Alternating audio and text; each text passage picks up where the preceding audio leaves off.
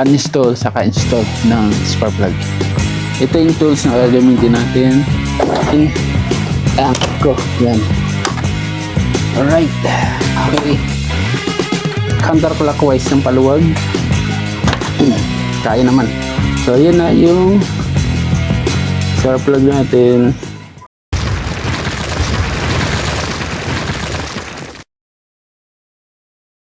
Yo, what's up mga pengo? And welcome to another episode. For this episode ay tuturuan ko kayo magpalit ng spark plug. So ngayon ay 5,000 km. So ang gagawin lang natin ay lilinisin. Yung kasi maintenance natin tuwing 6,000 km nagpapalit ng spark plug ayon kay service manual ni Yamaha. Every 6,000 yan.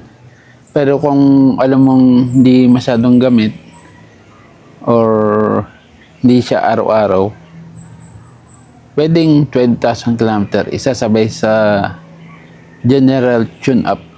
Kahit naman yung gamit na gamit, every 12,000. May iba nga 20,000 nagpapalit. So mali yun, 20,000. Bugbog na. So ramdam pa naman, malakas pa yung kuryente ng motor. Maramdaman nyo yung kapag humina na yung hatak. Yan. Palitin na yung spark plug.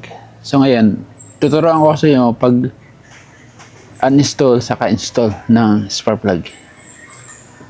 Ito yung tools na gagamitin natin. 10mm na socket wrench saka pamihit. Tapos meron tayong 19mm. Pero depende kung anong gamit nyong spark plug remover. Yan. Depende sa gagamitin yung tools sa gamit nyo. Tapos may set tayo ng Allen wrench. Tignan natin 4mm na Allen wrench. Tapos Phillips screw. Sunset. Hindi ko alam kung ano sa isang sasakto. Tapos meron tayong isa pang spark plug remover na magnetic para di mahulog siya. Pang luwag-luwag ko lang pa kamay. Right.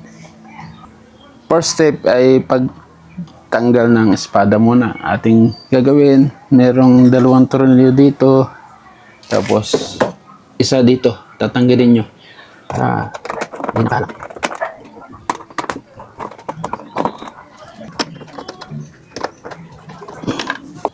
So, tanggal na yung mga tornilyo. Gagawin natin ngayon, ito, yung foot peg ng angkasan, baba.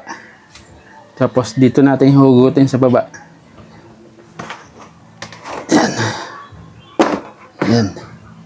Okay na. Sa baba muna yung ating hugot. O, dito. Yan. Sa likod. Angat nyo. Ano lang, may lock lang. Hilak lang yung ganyan. Hilain nyo lang. Yan, tapos iangat nyo dito. Magandang harapan. Yan. Dito may lock dito. So, ginagawa ko, nahawakan ko dito para hindi siya gumalaw. Then, angat ko. Yan. Okay na. Ganun lang yan. Alright. So, next step, para maluwag, tatanggalin ko to. Yung apakan. Ito, yung rubber, tanggalin nyo. Yan. Gamit tayo ng 10mm na sa akin. Paluwag tayo.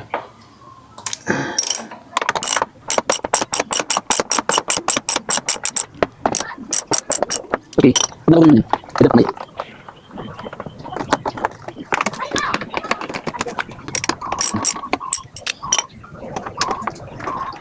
Isa.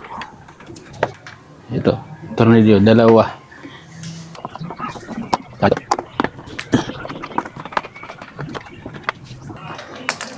Tapos yung mga snap lock, tulad nito. Yan, ganyan. Dito sa ilalim. Tanggalin natin. Alin? Pantulak.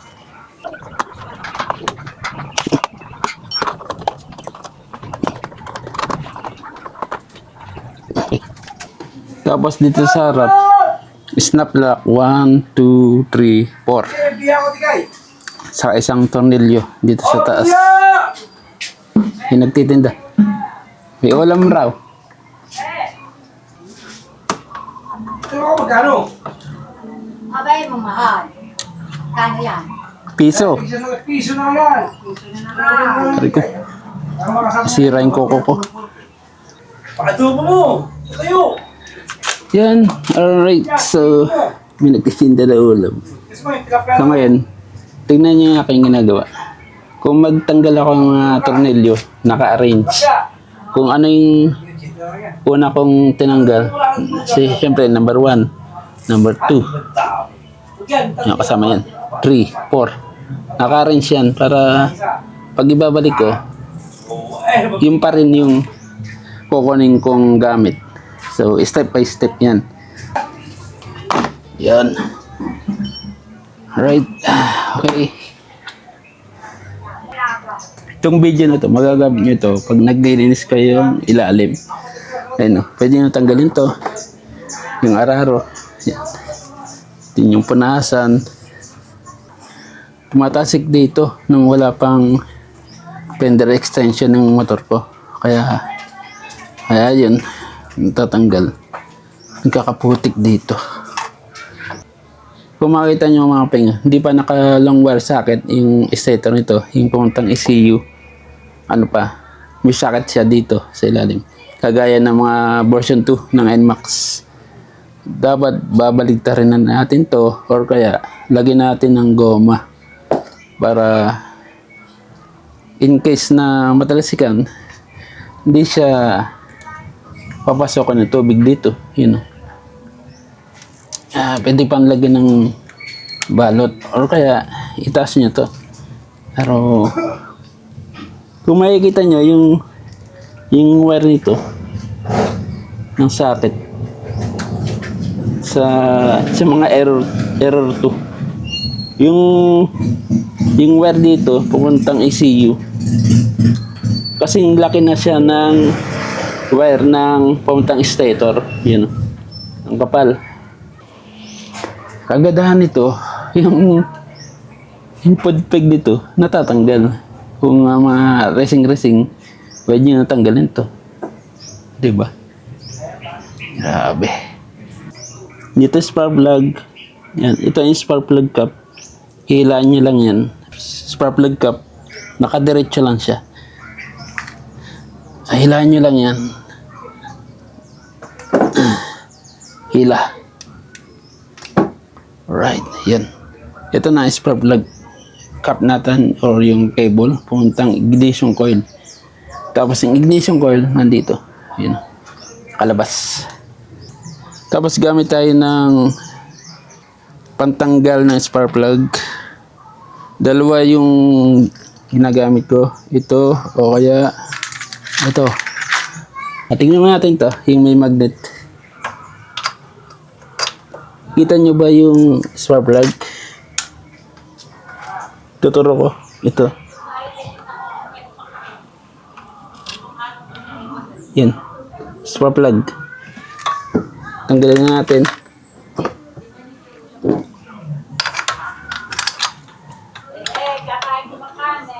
Suksok mo lang. Kung kaya nito, ito yung gamitin natin.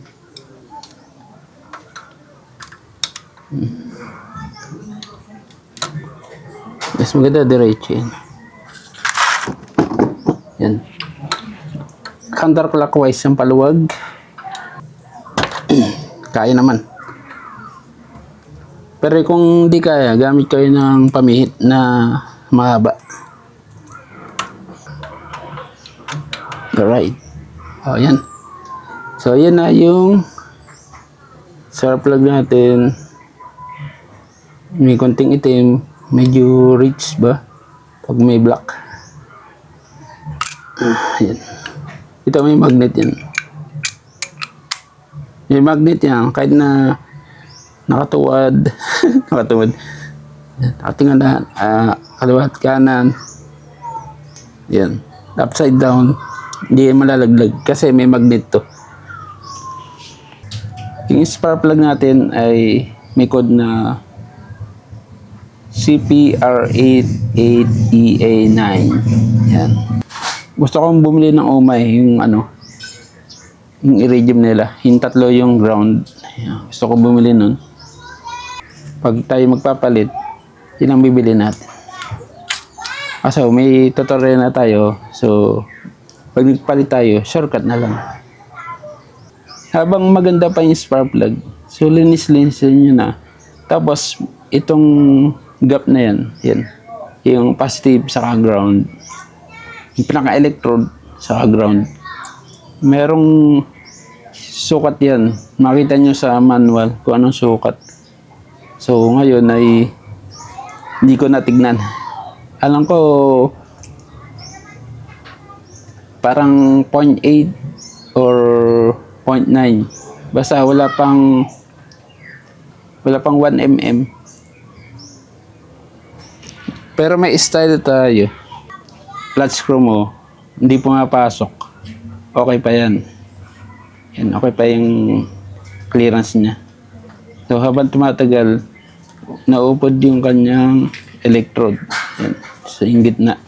Yung may puti. Kapag naluluma yan, pupod-pod. So magre-regab ka naman. Papalapitin mo ito. Papukpukin mo ng kahit yung mga ganito, papukpukin mo siyang ganyan para lumapit. Pero pag naupod na talaga, palitin na to. So sa 12,000, di pa nang maupod yan. Pag tumagal na ang 20,000 km, 30,000 km, kaya lang. Pag ganong katagal na, napakainit, di ba bakal to? Minsan, pagtanggal mo, nahugot dito. Yan. Kasi naluluto yung bakal, lumalambot. Kaya yung spark plug, pag tatanggalin nyo, dapat malamig. Kasi pag mainit yung bakal, lumalambot na meron tendency na maputol ito. Pag luma na yung spark plug. Pero pag 12,000 lang, okay pa naman yan. So, minsan, yung spark plug reading, may black dito, tapos gray. Optimal yung spark plug reading na may konting kalawang, may konting brown. Ibig sabihin, good ang sunog. Saka, kita ba sa video? Saka dito, malalaman, kapag di nasusunog yung gasolina, magkakaroon ng basa-basa dito. So, ngayon, walang basa-basa. Okay yung gasolina na ginagamit natin. Yung premium, patagal masunog. Yung unleaded, na regular unleaded, mas madaling masunog yun. Ito, okay naman. Ganito lang ginagawa ko pag nililinis. Parang ma-refresh, mawala yung kulay, yung pinakang umido. Minsan, dahil doon, kaya mahina yung hatak natin. Linisin nyo lang ng liha. Yung iba, file lang ginagamit. Yung kikil. Pero sa atin, ginagamit natin liha. Di ko alam kung tama to. Pero ganito ginagawa ko. Kahit nung araw pa. Pwede nyo man dilinisin sa 5,000 km. So, rekta na kayo sa 12,000 km. Palit na ng bago. Kapag standard na spark plug, ganun talaga buhay. Pero pag nag-iridium kayo, mas matagal ang buhay nun. So ngayon, papakita ko sa inyo yung lubog sa spark plug cap. Palagay ko, ganito yun. Yan. May marka. Ayun o. Nung dumi. Hanggang dito yung lubog sa may R. R ba yan? Or sa may logo. Logo ng NGK. Yan, ganda nga. So, tandaan nyo, ganyan lang lubog. Tapos ngayon, check nyo kung malinis yung paglalagyan natin. Yun. Kita nyo ba? Dito. Hindi kita. Yun. So, malinis naman. So, pagkakatingin natin, una nating gagawin, ipasok nyo dun sa thread, then pitin nyo ng clockwise. Yan.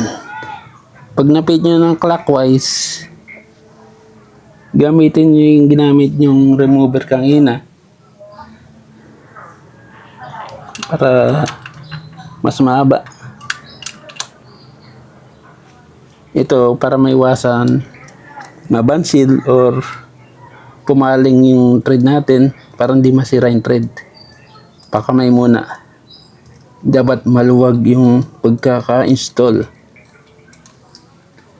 Nakakamay. Okay.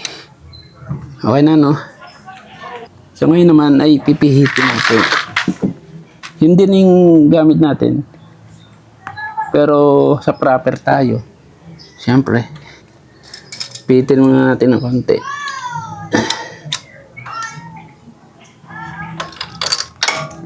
Yan. Hilang muna.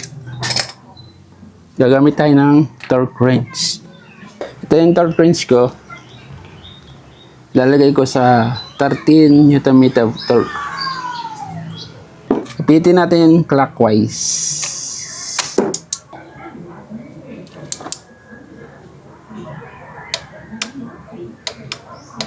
Okay na.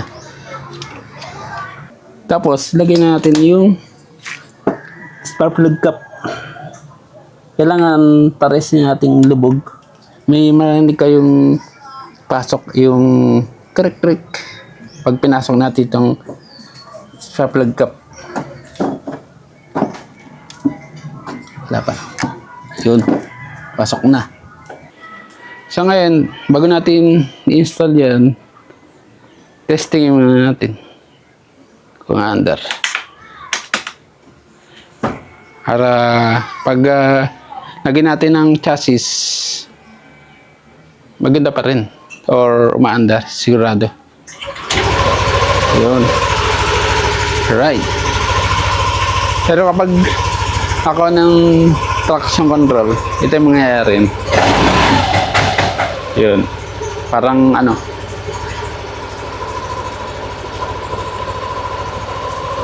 iilaw yung traction control. Off natin.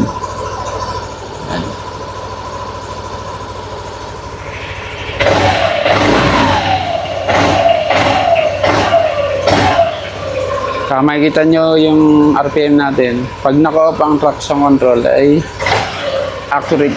Wala siyang delay. Yun.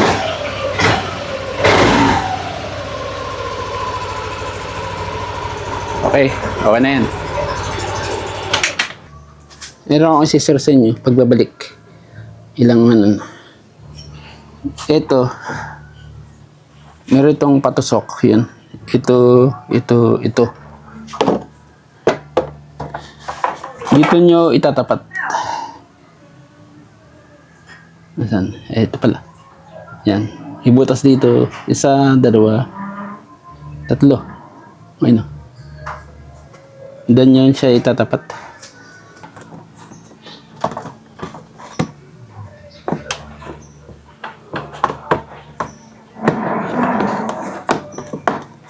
Yan. Ito muna. Saka natin lalagay dito. Yun. Pasok. Kaya lang. Lumabas naman to. Ayun lang.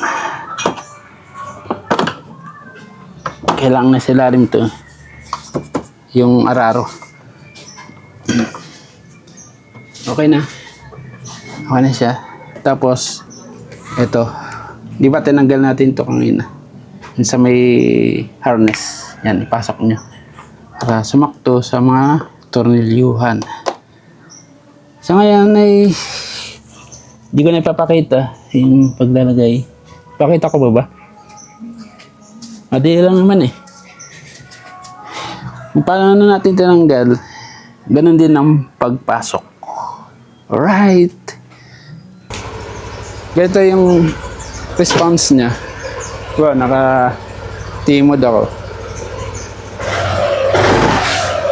Oh, mas lumakas. Random ko.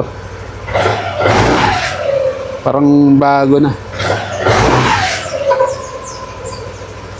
Naka-on yung TCS, traction control. Off natin. Sa bago linis, mas responsive. So every 6,000, linisin nyo. Tapos pag umabot ng 12,000, change ng spark plug. Yun. Walang delay.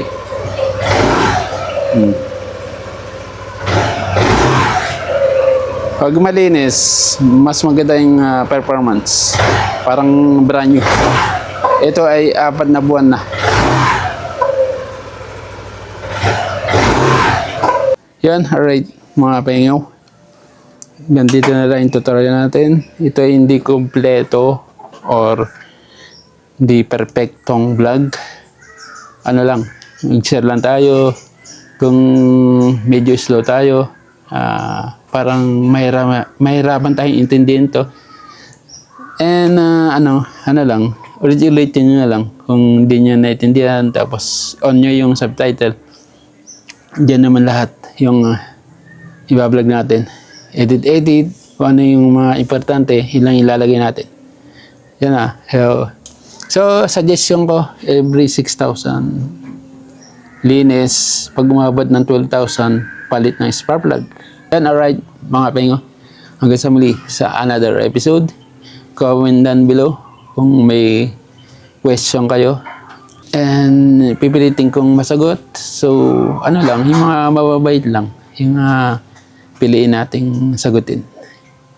Don't forget to share, like, and comments para matulungan nyo ako sa engagement. Alright, mga pengo. Don't forget to click the subscribe button and bell notification for more updates and episode. Alright, mga pengo. Stay safe and raise safe always. And bye-bye.